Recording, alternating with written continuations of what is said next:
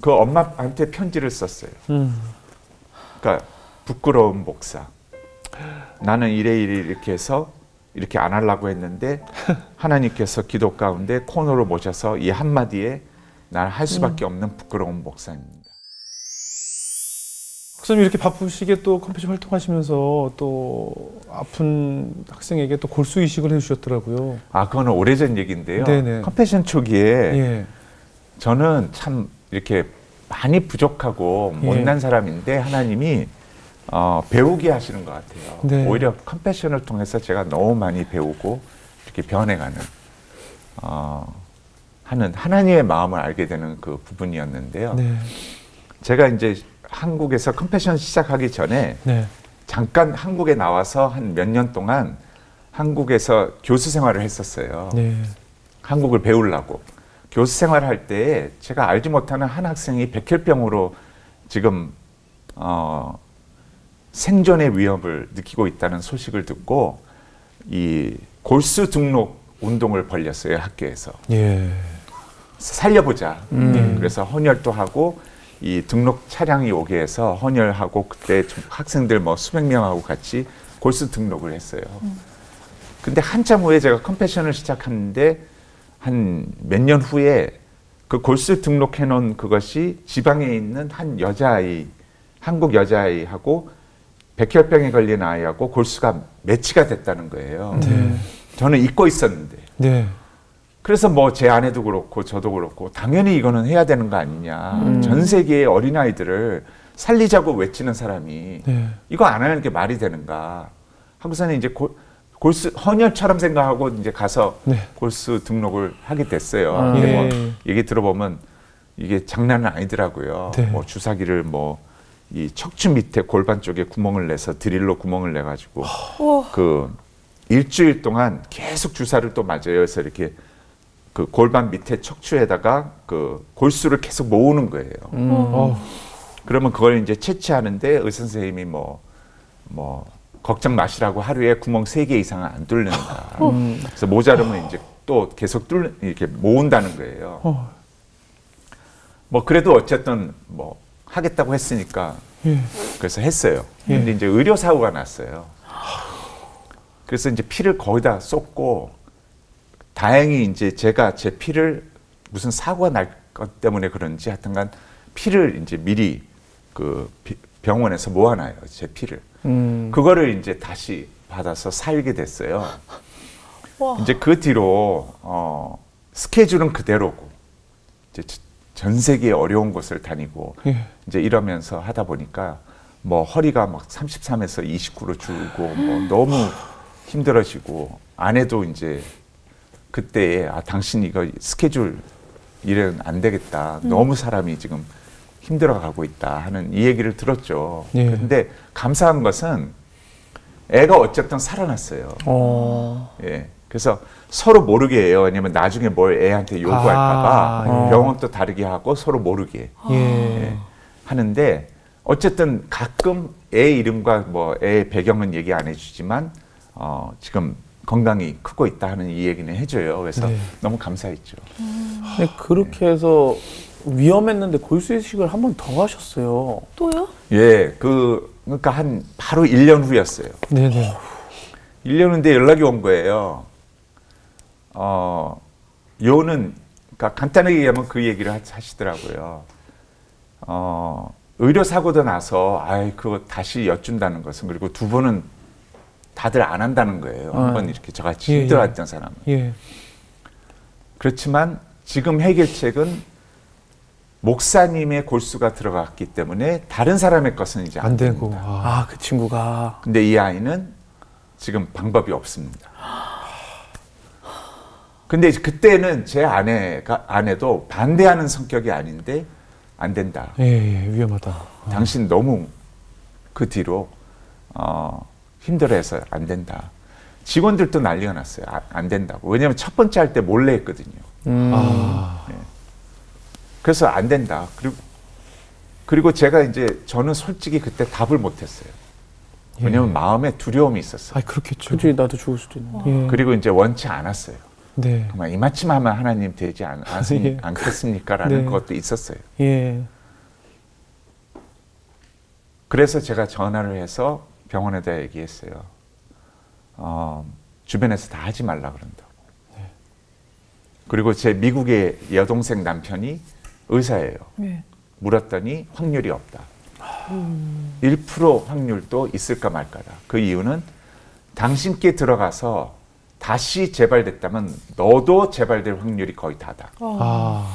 그 얘기를 해줬어요. 예. 근데 저한테는 그게 복음이었어요. 예. 안 해도 된다는. 아, 예. 제가 걸어서 그 모든 안 해도 되는 이유를 다 얘기해주고 네네. 차마 이 얘기는 못했어요. 나는 두렵고 싫습니다. 아, 근데요, 그러고 난 다음에 그게 7월이었어요. 예. 근데 8월에 제가 에콰도르를 다시 방문하게 됐어요. 예. 근데 하나님이 그거 있잖아요. 계속 마음에 반복되는 부담. 그 아이를 생각하게. 네네. 왜냐면 제가 가서 에콰도르에서 컴패션 안에서 너무나 잘 크는 애들을 막 보잖아요. 근데 저는 현지에서 계속 그 아이 누군지는 모르는데 자꾸 그 아이가 생각나는 거예요. 예. 그러니까 계속 싫은 거예요. 그래서 제가 갔던 여러 명 분들한테 유도 질문을 하기 시작했어요. 아. 제 마음을 좀 편하게 하려고. 예, 예. 그러면서 뭐 이런 일에 이렇고 뭐 이렇게 하지 말라고 그러고 확률도 없고 뭐 의료 사고도 났고 같은 교수가 한다는데 이거 해야 됩니까? 이러면 다 하지 진짜 말라고 하나같이 하지 전부 다 하지 말라고. 하지 그럼요. 마세요 그랬어요. 네. 네. 그 말 들으려고 물어보는 거죠. 네, 네. 그렇죠. 네. 그 마음이 편했어요. 마지막 한 분이 딱 남았는데 버스를 타고 호텔로 돌아오는 중에 펑크가 나고 바퀴가 펑크가 나고 그 자리에 오래 있게 됐는데 그 한 분이 장로님이셨어요. 예. 근데 그분한테 이제 유도 질문을 한 거예요. 똑같이. 그랬더니 이 장로님이요 한숨을 크게 들이키시더니 그러시는 거예요. 목사님 하시지요. 그러면서 이분이 소아과 의사예요. 예. 그러면서 또 숨을 들이키시더니 저한테 그러는 거예요. 제 아들이 백혈병으로 죽었습니다. 그래서 제가 소아과 의사가 된 것입니다.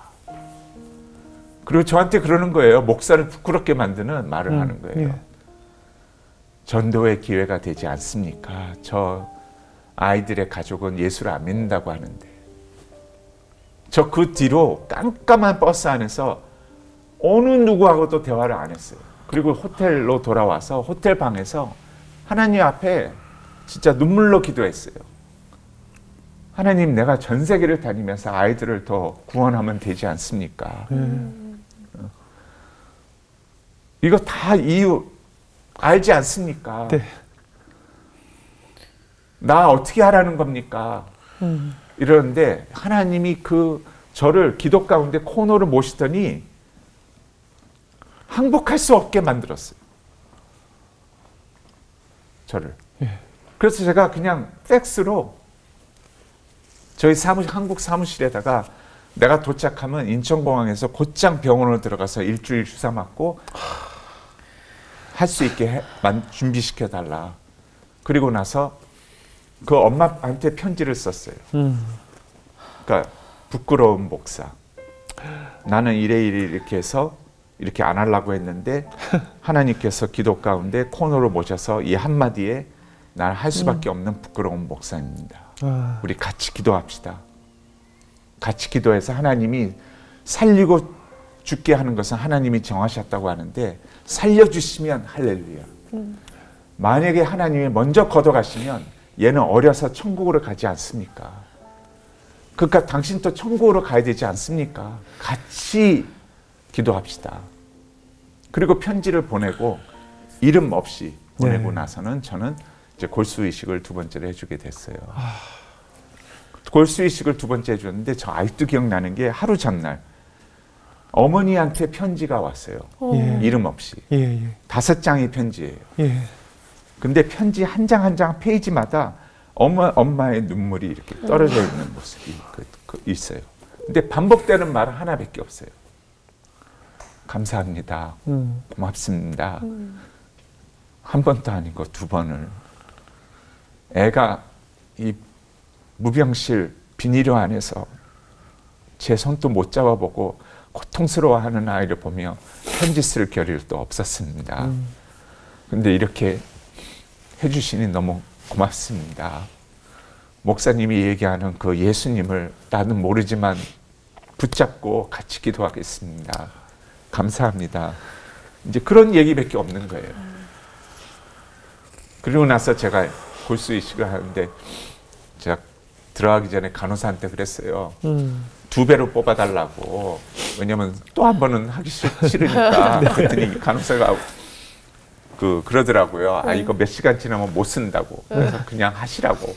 하고서 이제 들어가서 골수이식을 했어요. 근데 몇 달 후에 계속 들린 소식은 그렇게 재발 확률이 높다고 한 것이 재발 확률이 없고 아이는 너무 건강하게 크고 있었고 그다음에 그 아버지가 그 온 가족이 예수 믿게 된 것은 너무 감사하고 그것뿐만 아니라 아버지가 다른 아이를 위해 골수 이식을 해줬다는 거예요. 근데 이게요 제 의지가 아니었고 하나님이 또 은혜를 주신 게 그 한마디였어요. 하나님 앞에 나 못합니다. 이만큼 살면 되지 않습니까? 하고 수많은 이유와 모든 것을 다 했는데 코너로 딱 모셔서 몰아넣으시더니 저한테 내가 정인아 너를 너무 잘 이해하고 너무 두렵고 싫다는 거 안다. 내가 너를 너무 잘 안다. 근데 내가 한 가지 묻겠다. 그래요. 그래서 제가 가만히 있으니까 마치 이렇게 음성을 들려주시는 듯이 생각나게 하신 거예요. 그래 1%의 찬스도 없다고 하는데 만약에 그 아이가 너가 말한 대로 너의 친딸과 같은 아이였다면 너는 찬스가 없다고 포기했겠느냐. 그러면서 뭐라고 하시냐면 그 아이는 내 것이라. 내 생명이라. 그것에 그냥 항복할 수밖에 없었어요. 그러니까 컴패션을 통해서 배운 것은 저의 마음속에 하나님이 저에게 향하신 그 마음을 배우게 하시는 거예요. 한 생명이 얼마나 하나님 앞에 고귀하고 피어나기를 원하시며 하나님이 십자가에 구원을 하실 정도로 그 사랑을 저한테 배우게 하시는 그거였어요. 그래서 그냥 하게 된 거예요.